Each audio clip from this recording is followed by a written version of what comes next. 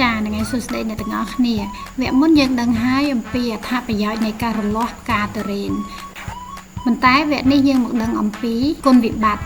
នៃការមិនរលាស់ផ្កាទុរេនតើវានឹងមានគុណវិបត្តិអ្វីតោងមកតាមនឹងបន្តទៀតឥឡូវយើងទៅមើលវីដេអូលម្អិតទាំងអស់គ្នា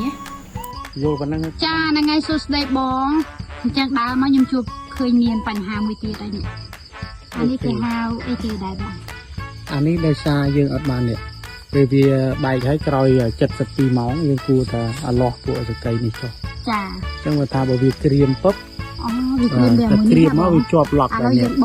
បកមើលទាំងអស់គ្នាណាអ្នកទាំងអស់គ្នាអានេះក៏ជាបញ្ហាមួយដែរ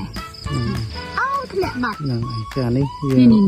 យើងមើលឃើញវាឡើងប្រភេទក្រាខ្មៅអូវាដូចផ្សិតអញ្ចឹងណាអ្នកទាំងអស់គ្នាយើងមើលទៅបើភាសាធម្មតាយើងថាផ្សិតហ្នឹងហើយបើភាសាបច្ចេកទេសគេហៅក្រាខ្មៅ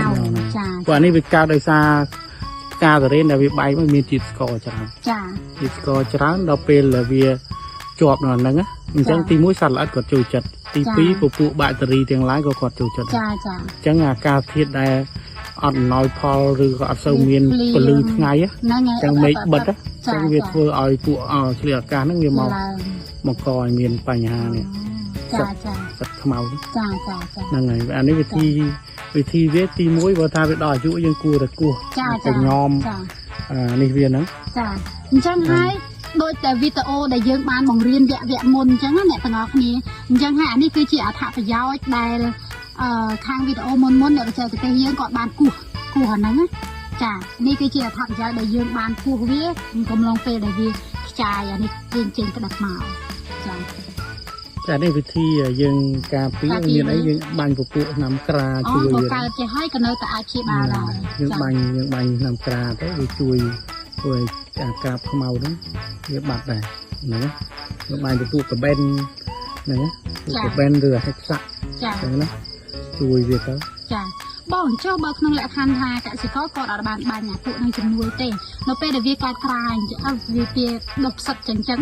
វាមានផលប៉ះពាល់អីដល់ផ្លែហ្នឹងដែរបងវាបើថាវាកើតលក្ខណៈព្រោះមេឃនៅអត់អំណោយផលវាអាចធ្វើឲ្យក្តឹបយើងហ្នឹងវាអត់ឡើងវាអាចធ្វើឲ្យលេសគោសដងនេះធ្វើឲ្យជ្រុះចឹងណានេះប្រភពបាក់តេរីមាន2បាក់តេរីមានប្រយោជន៍បាក់តេរីអត់ប្រយោជន៍ចា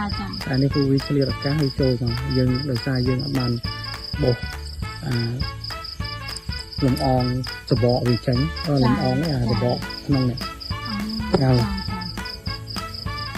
អញ្ចឹងបានថាយើងត្រូវមើលថែគ្រប់ដំណាក់កាលយើងអាចបានឬមិនបានទៅមើលពីវិញនេះក៏យើងនៅថែទាំវាបន្តទៀតដែរអញ្ចឹងវគ្គនេះក៏អាចនៅតែជួយបានដែរអញ្ចឹងអ្នកទាំងអស់គ្នាអាចតាមដានមើលវីដេអូរបស់ខ្ញុំបន្តទៀតខ្ញុំនឹងមានពីវិធីកែវិធីជួយវិធីមានបាញ់ថ្នាំអីផ្សេងទៀតហើយបើសិនជានៅតែមានចម្ងល់ក៏អាចតាក់ទងមកតាមរយៈលេខទូរស័ព្ទខាងក្រោមនេះចាសូមអរគុណ